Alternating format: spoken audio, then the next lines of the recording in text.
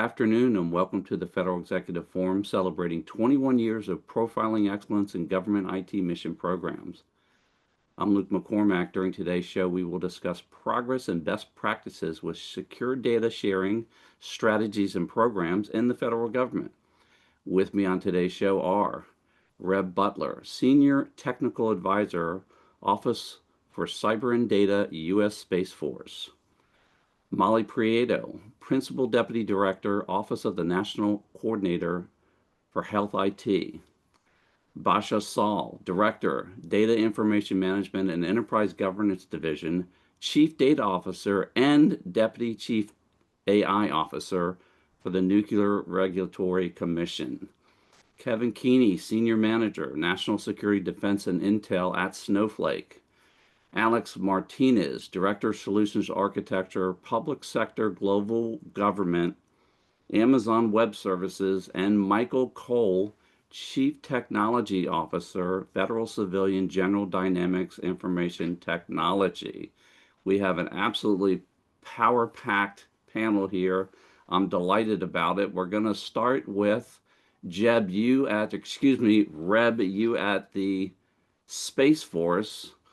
Tell us about some progress you're making sort of overall. I hear about things like Orbital Watch, which sounds awesome. I know you've laid out your Space Force data and AI strategy action plan. Give us a sort of a tone from the top. Luke, first of all, I want to thank you all for giving us an opportunity to talk about our Space Force and the Guardian workforce. We call our workforce Guardians. That'll make all that happen. So data is a strategic asset for the Space Force. It is the fuel that we use to achieve digital advantage in all of our missions. Let me provide some context for that. Do you know the world record for the most people on orbit at the same time is? Well, the answer is 19 people in orbit, and it occurred in September 2024. We had 11 people from the United States, 5 from Russia, and 3 from China. Now, try to imagine 19 people trying to report back to the Earth all the different activities that are going on in all the different orbits in space from multiple little space assets that they are working in. That is just not possible. So, how does Space Force and the rest of the world understand what's going on in space? We use a global network of sensors, both on the Earth and on orbit, to gather data about what's going on in the space domain. It comes up with a variety of different data types, whether they be telescopes or radars. It comes from a variety of different classification levels, whether they be unclassified or classified. It comes from a variety of different places, whether they be on orbit or global, and also sources, whether they be Space Force, the rest of the US government, academia, our allies, or even commercial. The whole goal of this is to understand the baseline activity of what's going on in the space domain, to be able to discern changes that go on in that domain, and fundamentally to be able to characterize and attribute the different activities that go on in the domain, whether they be man-made or whether they be natural hazards. So our strategy in Space Force that we've done since we've stood up is, what are the data requirements needed for when we move from a benign environment to a congested environment where we have a lot more assets and organizations involved in space, to a potentially contested environment where our assets are threatened by other actors. Overall, that's what Space Force is trying to do with data, and we're taking a lot of actions to get after that situation. Thank you. We really appreciate all the Guardians out there that are looking out for us in space, a very wide topic and getting more sophisticated, complicated, and crowded on a daily basis, so to speak. So thank you for that. Molly, how about at the National Coordination Center or for Health IT? Big topic, a lot of activity going on over there. Give us the top line. Sure. A little bit less exciting than space travel, Well, I perhaps. don't know about that, depending on who you talk to. It's exciting. But it is something we all, I'm sure, in our lives have had to deal with, the frustration of not having your health information when and where you need it. Perhaps going into a pharmacy and getting some sticker shock when you hear what your prescription costs And so one of the goals of our office and of our national coordinator, Tom Keene, is that data when you need it, where you need it, and as real time as we can do that.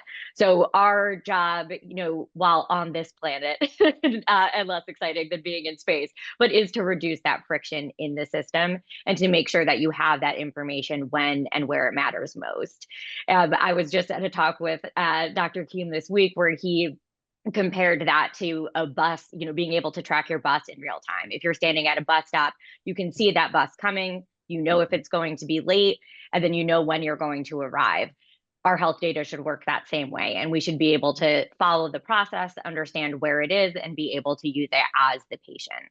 And so we're working on a few different ways to make sure that that happens. We've made a lot of progress over the last 10 years, but there certainly still remains progress to be made. And so there's a few different ways that we're working to do that. One of those ways, which folks might have heard us talk about before, is the Trusted Exchange Framework and Common Agreement, which we call TEFCA because we love acronyms in health IT. And one of those strategies is to bring together diverse networks in a coordinated way to make sure that patients and clinicians and your care teams have access to that data wherever you are and regardless of the platform that different partners are using. And I'm happy to talk about that a bit more later. But one of our key ways is data liquidity. We're also working on technology advancement. And the one that I think gets to us the most is affordability and access. So happy to dive into those more. But thanks so much for having us and being willing to listen to us among all these great partners. Thank you, and thank you all for the important work that you're doing over there. Standards, right? Name of the game. Basha, how about we've had space, we've had health, and of course, nuclear, extremely important and getting more and more popular as time goes on here. So give us a state of the state as to the activity going on over there at the NRC. Again, thanks so much for having me. And I'm really excited to hear from the other panelists as well. This is really going to be an interesting conversation. So we'll take a little bit of a different turn over here. So as a lot of you know, there's a lot of energy security that's looking to be held in the world at this point in time. And the US is really looking at increasing the amount of energy that we're going to need, specifically at the crossroads with artificial intelligence. As you know, that takes a lot of energy to run those models. And in order to do that, we're really going to have to increase the amount of gigawatts that this country has available to do that, improvements in the AI space. So a lot of eyes are on nuclear as a way to move forward. There's a big push right now for the data centers that need to be built to support this to be nuclear run. So the Department of Energy is moving really quickly to get a lot of those opportunities, those different types of technologies into place. But before anything can happen, our little agency over here, the NRC, needs to provide a license. And so we're going to be expecting to get a lot of applications and a lot of work to be done quickly. So when we look at how can we advance this work, all eyes are on the data, right? How do we leverage that data to unlock its value and really look at how we change our processes, improve our process, accelerate our processes so that we can review. We still want to make sure that safety is our number one concern. But through all of this, we're going to be partnering with industry. We're going to be partnering with other agencies to take a look at how we really do get from application to actually to build, shovels in the ground, as they say. So our role, we have a very large part of that in the middle. And so we're really looking at our rich data. A lot of these other organizations might have big data. We're not a big data organization, but we are a rich data organization. But most of our data is held in unstructured data. And so we're looking at AI to help support us in looking at gathering that data. How do we take it? How do we leverage it and make it available in a secure but easy way for our industry stakeholders to leverage, especially our public data sets. So we'll talk more about that later, but it's a great time for AI. It's a great time for nuclear, and we're really looking to make sure that we can support all of this moving forward. So and support not only the work that we do and the federal government, but the country as a whole. It's an interesting dynamic, such a tremendous amount of pressure being put on you all now in regards to just getting this type of capacity out there.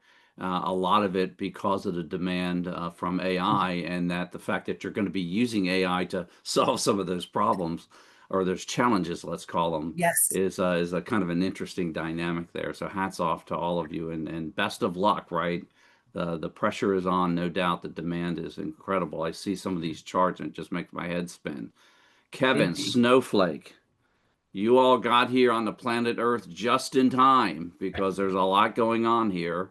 And you're in a unique situation because you're striped across a lot of these various entities, many of which are on the panel and others as well. Give us sort of a top line. What are you seeing from a 1,000 feet up, so to speak, looking down across this spectrum? Yeah, appreciate the opportunity, Luke. Great discussion so far. I hope to add to it.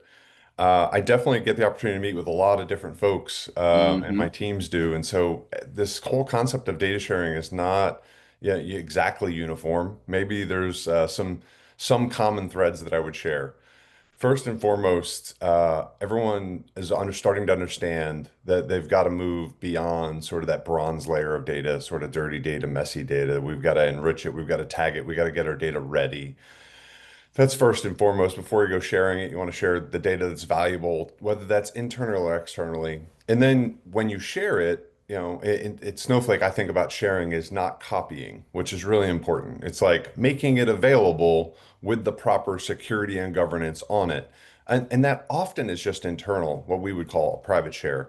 The ability for someone in one part of the government or the military to host some data that is clean and ready for production, is governed, meaning that only the right data is being shared with the right person based on their persona, classic RBAC types things. That's really important. And then a little bit interesting to this panel, from listening to folks too, is, sort of our data marketplace where we host, thousands and thousands of types of data. And we make that available globally. And a lot of that data, by the way, is government data. As you imagine, like, Mm-hmm. census data, like everybody kind of needs that to make business decisions and understand demographics, but we make that data available so that combined with your data, it adds value, right? And we also have, people from industry that share their data into that marketplace, and it creates an opportunity. That opportunity would be to share data that's, free and available for anyone, but then there's data too that can be monetized, which I'm sure lots of people on this panel probably are paying for data from somebody, make that available. So that really all is based on this concept of ability to share, to have your data clean, have it governed and secure so you know what you're sharing and you're doing the right thing there. But the question, sort of alluded to is why, right? The why is our world is changing so fast right now with AI. I get a great opportunity to see it every day at work as we operationalize agentic AI. And once you start using it, it becomes very addictive because you see these great outcomes, because this AI agents can sift through, and I could task many agents to do different things and bring me back results. If we don't share data securely, if we don't make it sort of available, you're not going to get those outcomes. And that's what's sort of fun for me every day is getting to see that. I'll highlight a conversation I had yesterday. The president's youth fitness test is like about to like launch. And I was meeting with Marine Corps Community Services, who's hosting that. They have a platform by which they build applications and host applications for various parts of the government and military. And they're going to actually put all of that data in one place. And in the meeting, this gentleman, I don't name him, but, mentioned that this is going to become the largest youth data set in the world. And I'm like, that's so cool. Like, that's going to be important to a whole lot of people. They're going to want to study this data. Well, what all the things that I was talking about have to happen for that data to become valuable. So, Absolutely, and we really appreciate that great catch there, and certainly timely. And the fact that you're stitching it all together and sharing it versus copying it, remarkable and a big deal. Alex, how about at AWS? Another sort of staple in this environment, a must-have to unlock all this capability. We appreciate everything that Amazon's doing over there. Give us a view from the top in regards to what are you seeing up there in this space? Yeah, I think as we're talking, it's another technology inflection point. And I always like to look backwards to learn, right? And for years, data sharing in government meant bilateral agreements. These took months, sometimes years to get the information and to get agencies to be able to share a fair amount of point-to-point connections or tool-specific connections. And that's really changing. And it needs to, because of the scale of the data sharing capabilities that we need for these exploding number of digital entities that we've been talking about. We can't do the same processes that we were barely getting by when we were doing these manual type of work. And so I think we've got some really good news on multiple fronts from a technology lens. The technology barrier is falling. We all know that. The time to stand up a scalable and secure data sharing capability, it's never been faster. In fact, you can do it in a really ephemeral type of way in which you stand it up for a need and then reduce it. We also have agencies being able to share a data platform. And that cross-data agency sharing that we were talking about, it really goes from no longer being a technology project, right, that may take procurement in multiple cycles to a mission decision or a governance decision about being able to share that data. And then we're seeing customers increasingly embrace federated governance, effectively keeping their data governed at the source, making it discoverable and accessible across agencies and externally. However, the data doesn't move. It's the insights that are being built from that data that are being able to be shared. I also think just because we have this great mix of partners on the discussion today, industry's collaborating in new ways. And so, industry partners like AWS and Snowflake, we've deepened our integrations so that agencies can federate catalogs. And that really gets to this idea that you just heard about, right? No data duplication, even between tools. And I think that's something that we all need to work together in industry to make that the default way in which we operate as a team to deliver this type of capability that we need. And then absolutely, if I may, those API interfaces and those standards, right, coming together to unlock this capability is incredible. Michael, if I may, you can't do all this without having a system integrator of sorts to pull all this stuff together and tie it in and make it work. Insert GDIT. Give us a tone from the top. Yeah, well, thank you very much for that opportunity to kind of wrap this up that way, right? I mean, this is a heck of a panel. A lot of really smart things going on here, which I think is great. And I think what we're hearing is that smart government and smart companies are using data to make decisions. And I think that's an important thing. And what GDIT is doing is we're bringing in like the zero trust architectures to make sure that you're getting your data when you need it, where you need it, but only if you need it, right? We don't want everybody to have the access. So that's some of the things we're doing. We're bringing in standards, we're bringing in API integrations to make it easier for agencies to share that data, right? For example, one of the initiatives that stands out for me is in the healthcare space, we're working with agencies that support some of our most critical and important citizens, right? We're actually able to establish standards and data models. We're strengthening identity and access management. We're deploying and modernizing that interoperability across those efforts, right? Which makes it possible for clinicians, right, clinical information to be shared seamlessly and securely, which allows the acceleration and the ability for those citizens to return back to the workforce, right? And caring for their families at the same time, which is super important because we don't want to forget that it's a full person, not just a single entity. So we're pretty excited about what we see going on. We're excited about this panel and the technologies that we're hearing about today.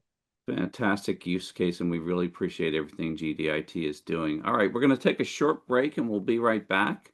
You're listening to the Federal Executive Forum on Federal News Network.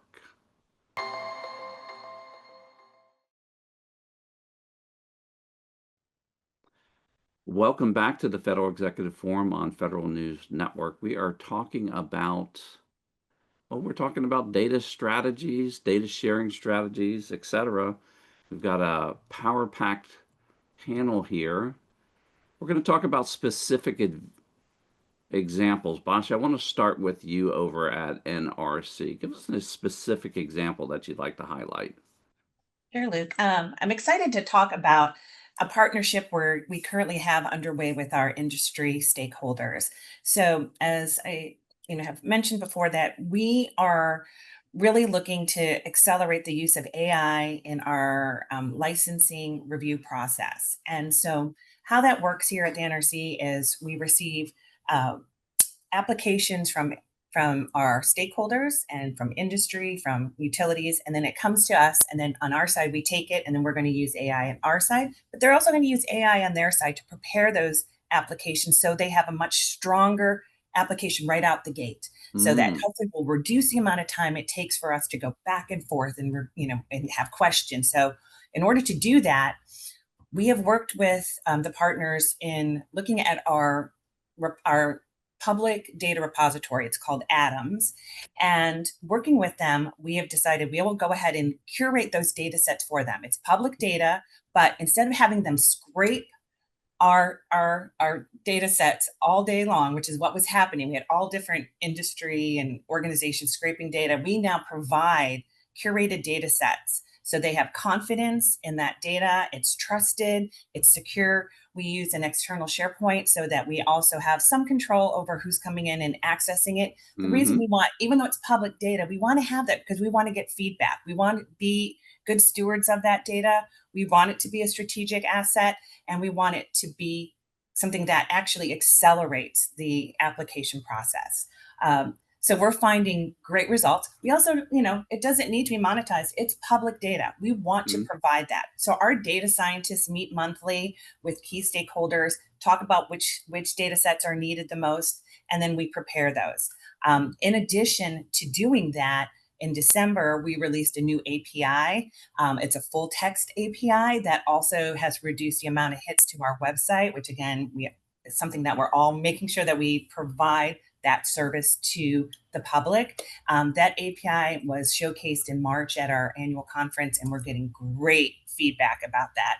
It's a game changer. It's just a full game changer. We also improved our search functionality on that database and using some of our AI tools, and we're getting, the results are just far above and beyond what they were getting in the prior search functionality. So those three key pieces, we expect a huge acceleration in the amount of time it takes. It'll reduce that time it takes to actually approve an application and then get to construction on some of these new nuclear technologies.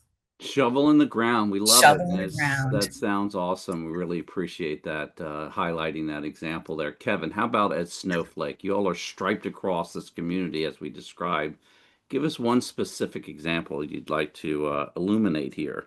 Yeah, absolutely. There's so many areas to talk about, but I would say under my portfolio is the defense industrial base. I always say the metal benders and missile makers, lovingly, important part of our national security. But they are dealing with thousands of suppliers, right? And they need to know whether the line is going to be on time or not, right? Are the parts I need on the boat? Are they at the port? Are they in my facility that I can grab off the line so we can produce the things that we're producing? To do that, it requires that ecosystem from everything from the plant floor and the data that's happening there, the speed in which production is occurring, to the warehousing, to the shipping, to the production by partners. They are using data sharing right now to streamline that process so everybody in that chain is sharing their data in sort of one ecosystem with the property security governance that everyone wants, as I always talk about. That's super critical, and just operationalizing that data. So that way they're making better decisions. And then when you have that data, you can leverage it in more ways than sometimes what you set out to originally. And that's the fun thing about data. Once you get it clean and it's shareable, all of a sudden other people, hey, you have data. Could I ask that data some questions? And things improve across the business or mission. Absolutely. And we really do appreciate that. Reb, how about at the Space Force? Give us a specific example. You're way up there in space. You got a lot of stuff going on, a lot of assets going on up there. Give us an example of something you'd like to highlight. Well, the highlight I like to bring forward is the great Guardians are putting out and evolving our unified data library, which is our big data platform for space domain awareness data. This is how we're going to generate decision advantage. We have done a lot of things to make this platform more efficient and effective along the way. We have transitioned it from a prototype to a real program through a software acquisition pathway, which allows it to be more agile as technologies change. We have defined requirements so that we're all working towards a common end state that have been validated to meet warfighter needs. We have improved the cyber defenses of this platform because data as a strategic asset makes it a target, and the most likely way it will be targeted is through cyberspace. We have connected a lot more of our Space Force sensors directly with the platform so that we get the data in near real time. We have added 450 data providers with over 300 different schemas to bring all this data together and try to bring it together so that we have data that is AI ready for our tools. Many of our tools, whether they be for command and control or battle management or situational awareness, have AI components to them. So making data AI ready is part of what this platform does.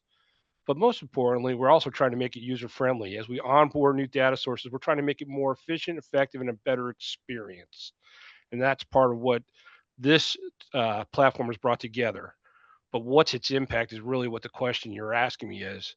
And the Unified Data Library is basically the eyes and ears that U.S. Space Command, the combat command responsible for operations in space, and its most important, one of its more important organizations, the National Space Defense Center, UDL feeds that command system so they can make the right decisions based on the right understanding, based on the data available to manage risk and to deal with both hazards and threats.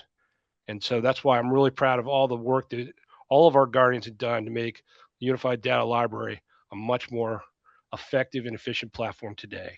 Hats off to all the Guardians out there, and that's fantastic. Working in real time, no doubt. Mike, how about at GDIT? You all are pulling all this together. You've no doubt had a lot of different activities over there. Give us a use case, an example of something that you'd like to highlight for the community.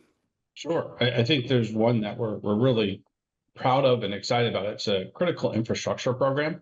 It's a strategic program of the administration, and it's designed to protect citizens. And it kind of follows along the first use case that we heard about, where we're grabbing public data, census data, building data, critical infrastructure data, Nice.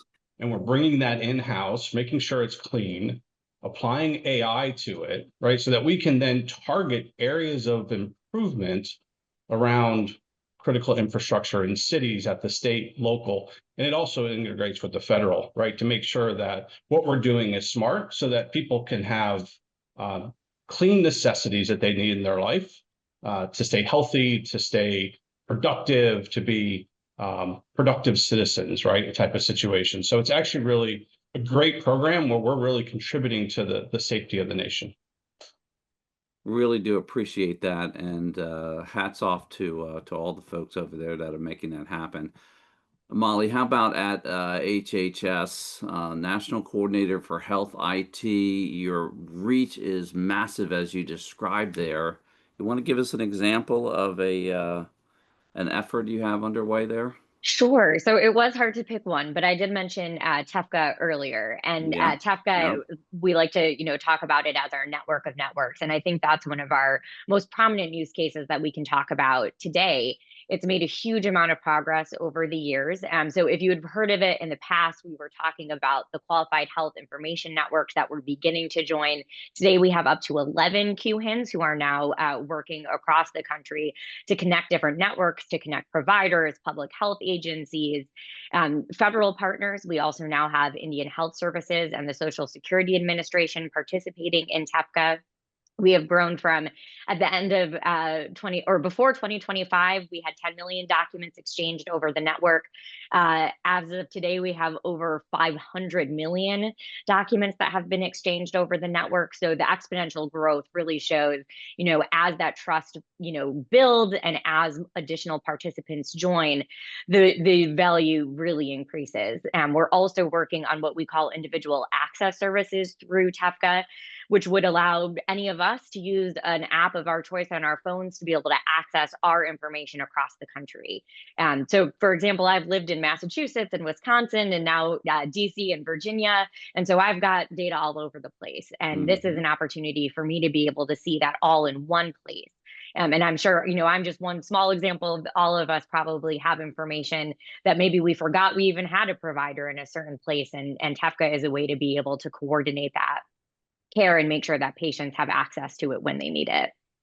And to pull that up on your personal device is like gold, right? I mean, that's just absolutely fantastic. So, on behalf of every person on the planet Earth, right, we appreciate what you all are doing over there. Alex, you made a great point about, all the way down to these tools now being able to collaborate with each other, which I find fascinating, right, and very powerful.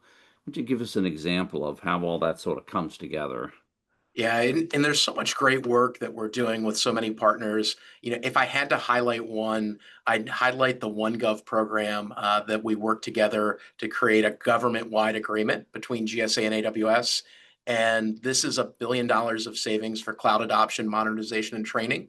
Now, what makes it a data sharing story and that API-driven experience is it provides the funding and credits to accelerate through the legacy data modernization problem that slows so many down. And so one of the first agencies to use OneGov partnered together with AWS and General Dynamics, and they transitioned a legacy data system to the cloud. They were able to interconnect it. It created millions of dollars of taxpayer savings, all in less than 60 days. And so that's the one thing I'm really excited about, because it helps agencies move faster, breaks that barrier, making data interoperability practical rather than aspirational. Which is an extremely powerful type of situation there, no doubt about it. And we really do appreciate everything you all are doing over there. Let's talk about priorities. Reb, I'm going to start with you. When you wake up in the morning, what's the number one focus that you all are paying attention to in 2026?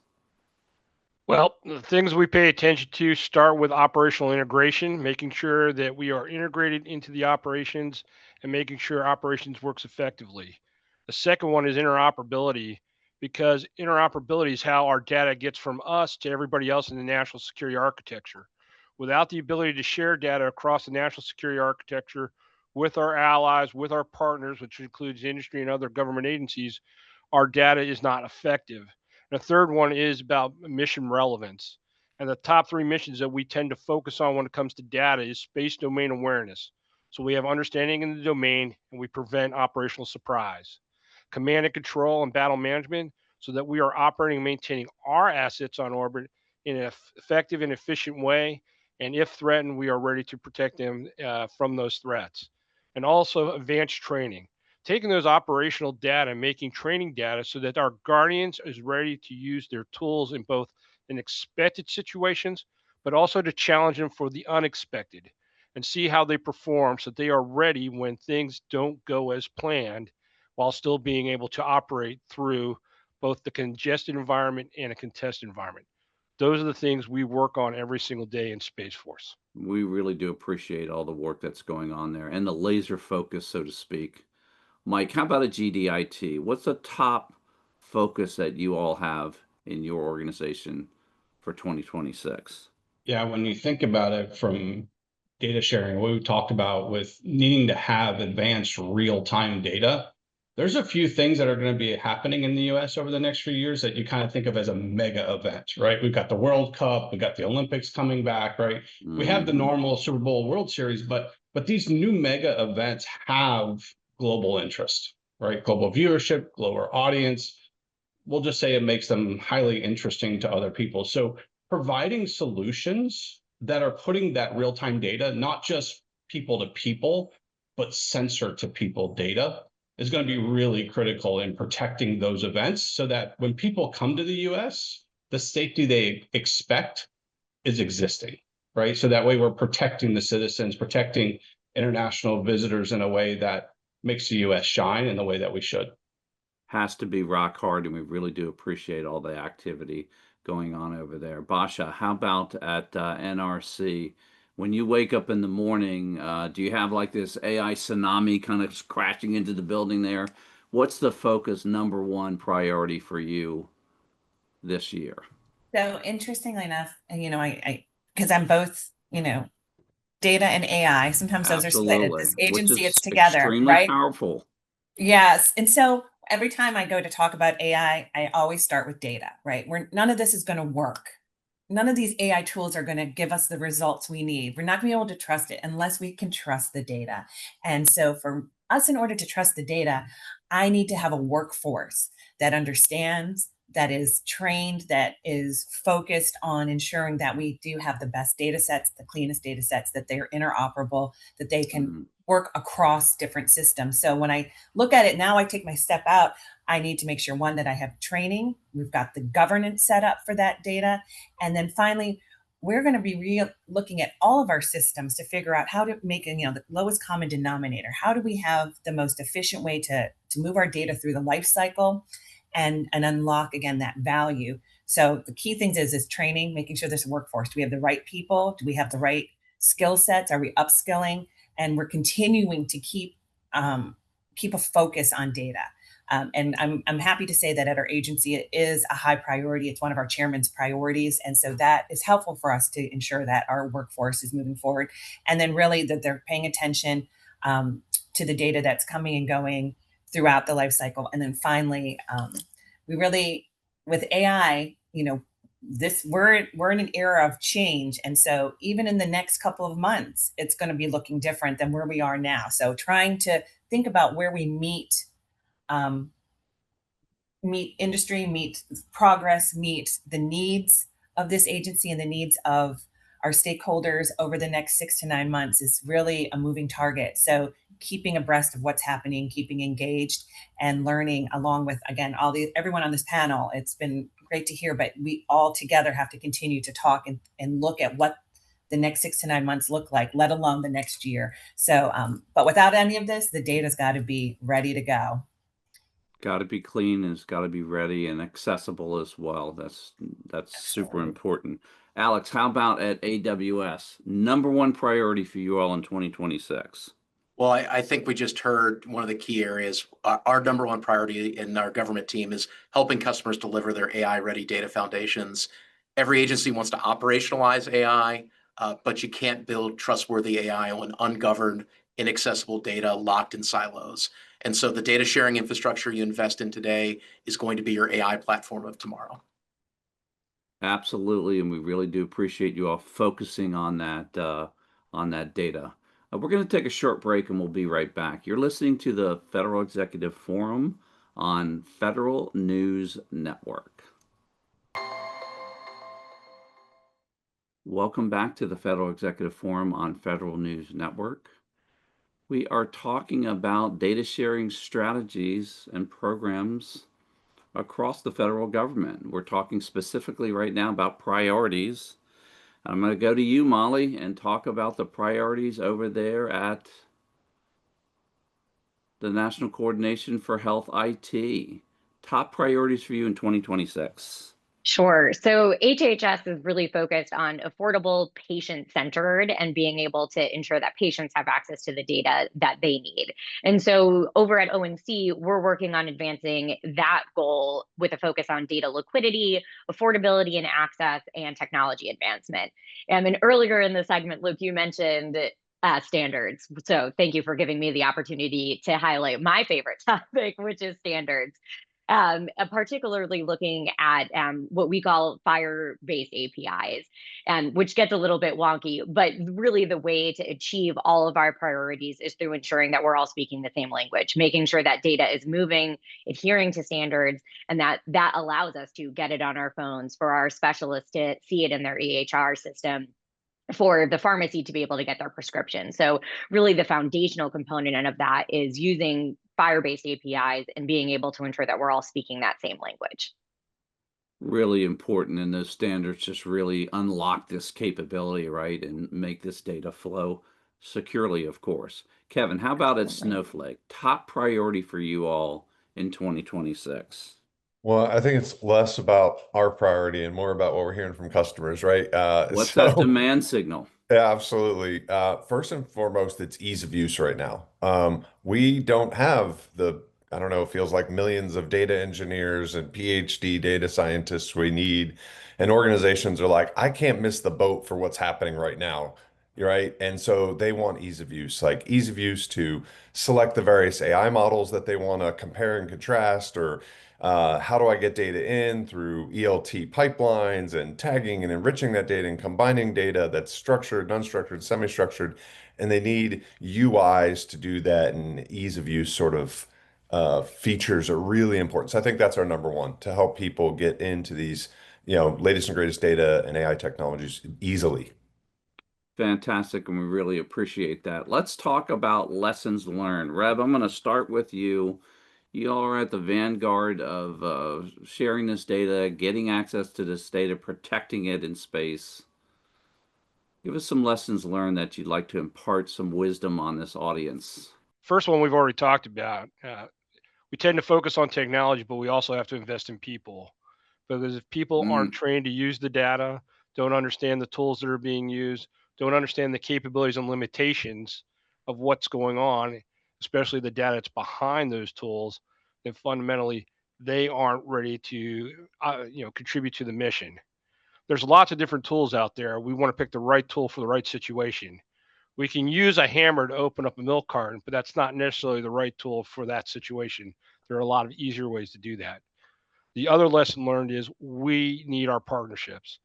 Our partnerships allow us to advance and innovate even faster because it brings in new ideas and it brings in some of the latest innovation and technologies.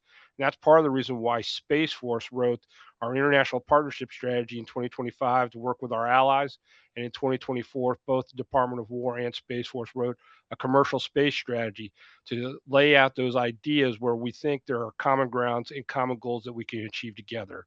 So the two lessons learned are, don't forget about the people, not just focus on the technology, and look at the right partnerships so that you can move faster and more effectively. People and partnerships, very important to unlock any capability, certainly this one. Molly, a lot of activity going on over there. You've plowed a lot of ground. There's no doubt you've had some lessons learned. How about sharing some of them? Certainly. So, Reb, you stood up perfectly for me with the people and partnerships. I think one of the things that we've certainly learned over the years, especially thinking about TEFCA, is the importance of the T in TEFCA, which is trust. And I think folks have mentioned, earlier that we used to live in a world of point-to-point data connections and individual data use agreements, and how can we move beyond that? And I think trust is paramount to that, making sure that we have trust in how the data will be used, who is accessing it, that it's being shared securely, that it's being used in good faith. And so that's one of the things that TEFCA really brings to the table, is that trust. And then certainly, like Rob mentioned, technology is part of it, but it's not the only part. So making sure that the human components are there, that the policy components are there, and again, that we're all trusting that they're being followed. So I think that's one of our biggest takeaways, is that we can get the technology in place, we can write the policy, but the people and the trust are paramount to the success. Absolutely, and a great highlight for people to be thinking about as they go on this journey. Basha, how about over at the NRC? No question you've got some lessons learned as you're moving through this environment. Could you Yeah. share those for our listening audience? Absolutely. And I doubled down on Reb and Molly's, as well. Again, workforce and trust in data is just paramount. And so, just reminding that, data sharing is not just a technical problem, right? It's got to have governance, it's got to have culture, and it's got to align with your mission. If we don't evolve along together, it's not going to deliver the value that we really need. And so when we think about that, when our processes are too complex, people are going to work around. Right. So continue to look at our processes, make sure that the controls are built into the workflows, that it feels natural. So that's what we're trying to think about. How do we get this to be sort of a natural evolution in how we collect data, share data, and use data? And so making it overly complicated is only going to add these layers that we just don't need. And then we lose sort of the sight of really what the goal is of sharing data. But really, it's just at the end of the day, balancing that automation with the human expertise. I have AI in my title too, right? So we always hear, we're just not going to look just straight autonomous. We got to have the human in the loop on some of those levels. There's still a value to that human expertise and making sure that the pipelines have consistency, and that human judgment ensures that accuracy and trust. And in a regulated environment, that is key. And that is part of what our mission is to ensure that. So it's an iterative journey. We're looking forward to again, hearing from our federal partners, it's important as we, move forward. And I know the Chief Data Officers Council, we are also looking at how we continue to partner and to look at having a federal data catalog that is usable and available. So I think learning from each other, these lessons learned will help us achieve those goals. Tectonic shift of technology underway, and a delicate balance between that and the human element is critical to the success here, no question about it. All right, we're going to fast forward and talk about the future. Tough to do with this environment and this particular topic, but we're going to fast forward a couple years. Mike, what's it going to look like a couple of years from now? What is GDIT going to be focusing their attention on? What's your prediction there, or your absolute there? Yeah, so it's interesting, we've been talking about data sharing, and when we talk about it, we're talking about APIs, we're talking about role-based access, we're talking about collecting data into a single place. It's kind of the hub and spoke model, right, that we're talking about. As we move forward into the future, right, smart government's going to be thinking about it more like a wheel, right? You're not going to ask questions of centralized data or individual data. You're going to ask questions of the wheel. And the wheel is actually going to connect everything for you. So you're going to be asking questions at that level, and the AI is going to be processed at the edge and during the process, so that when you get your questions back, the answer has already been AI'd for you, if you want to say it that way, right? So it's going to actually make it faster to get all of that data together and back to you without having to move it around, right? So it'll save money, it'll be more efficient, and it's going to be simpler. I think we've heard that term quite a few times today too, for the end user to get access to their answers. Certainly can visualize that, and can't help the irony of, it started with the wheel, right, and it's now coming back to the wheel. So we do appreciate everything that you all are doing. Alex, how about at AWS? I know you all have a bunch of stuff in the petri dish, trying to focus on this emerging demand. What are we going to see from AWS in a couple of years?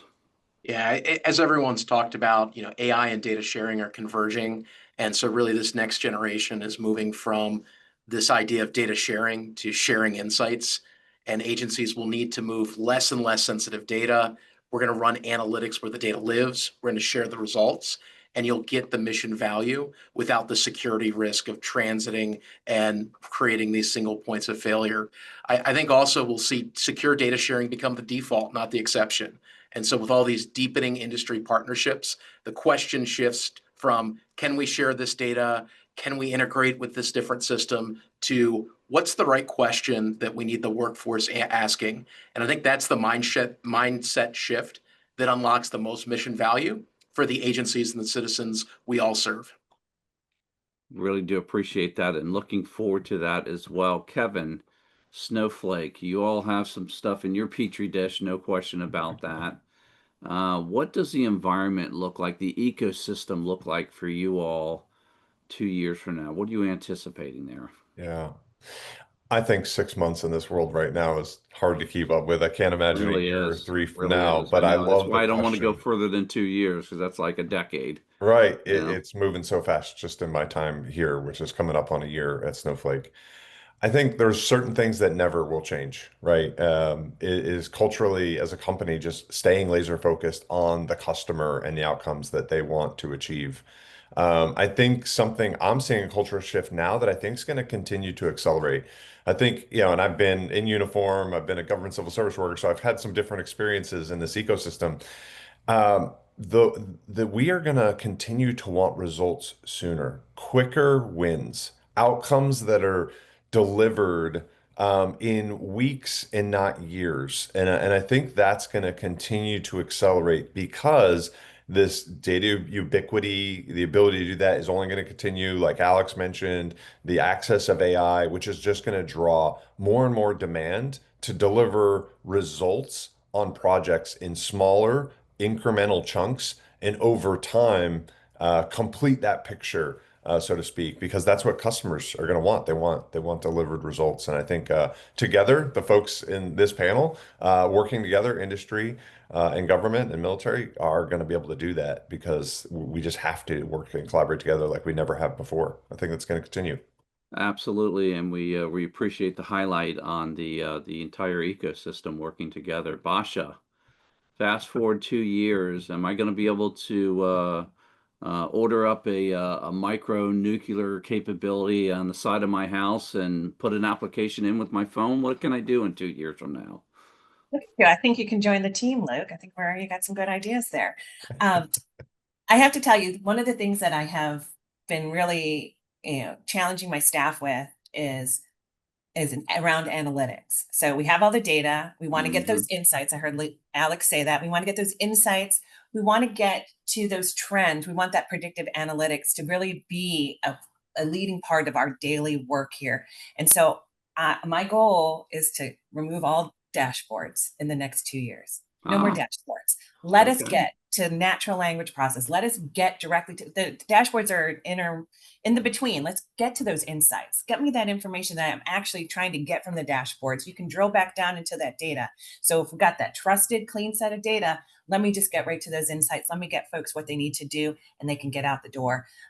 That's a goal of ours over the next year. And I'm really looking forward to partnering and learning and figuring out how we leverage AI to really use that data, like I've said, unlock that value and get us moving to what we need to do so we can really advance the work and accelerate those applications and get those awarded. So thanks. Good catch on that analytics part of this. And right, dashboards are so 1997, right? So we appreciate the concept of not even in thinking about having to use a dashboard anymore and have this new way of accessing this information. Molly, you've talked a lot about various things that you're focusing your attention on, including, this ability to access anybody to access their record from way beyond and regardless of where they lived, et cetera. Sounds incredibly powerful. A lot of hard work going on there. 2 years from now, where are you expecting to be with all these various efforts you have underway there? Sure. Like Kevin said, 2 years is hard. Yeah, If you yeah. asked me 2 years ago today, if we would have, ambient listening in physicians' offices helping doctors take their notes, I don't think I would have picked that answer, but I'll do my best. I think one of those things that we hope in 2 years is that, patient-driven consumer access to information to help make, informed decisions about their care. One of those things that I hope is in place is thinking about improving electronic prior authorization and access to pharmacy costs. So when I'm looking at my, prescriptions, I can see, okay, if I go to Walgreens, it might cost me this. If I order it online, it might cost me this. Being able to make that informed decision about my care and getting even to thinking about, hey, if I need an MRI and I need that electronic prior auth, can I be sure that that's happening quickly in real time using electronic processes? We recently put a rule into place that is requiring electronic prior authorization processes. That was our HTI-4 rule. So encourage folks to check that out if that's something you're hoping to. But in 2 years, we hope that becomes the standard practice and isn't just a pipe dream. So lots of things, but consumer-driven access is one of our top priorities and hopes for the future. So that consumer-driven access would be tied into authorization from the insurance companies. Is that the way that's going to work? We hope so that, that will be happening in real time, that folks will be able to see what processes or what procedures are being approved in real time and then be able to schedule their care accordingly. Wow, that would be awesome. Now, will they also be able to get the cost? Is that sort of the dream? I know you're saying that with the prescriptions, which is super powerful. But, oftentimes you get into these situations, you have no idea the cost of something like that. It's just a big black box. We do hope that is the goal. 2 years will come faster than we expect. So we're working with industry to start doing testing and make that a reality. Hats off to everything that's going on over there. We really do appreciate it. Reb, we started with you. We're gonna wrap it up with you, right? 2 years from now, which I know is like is like 20 years in the Space Force.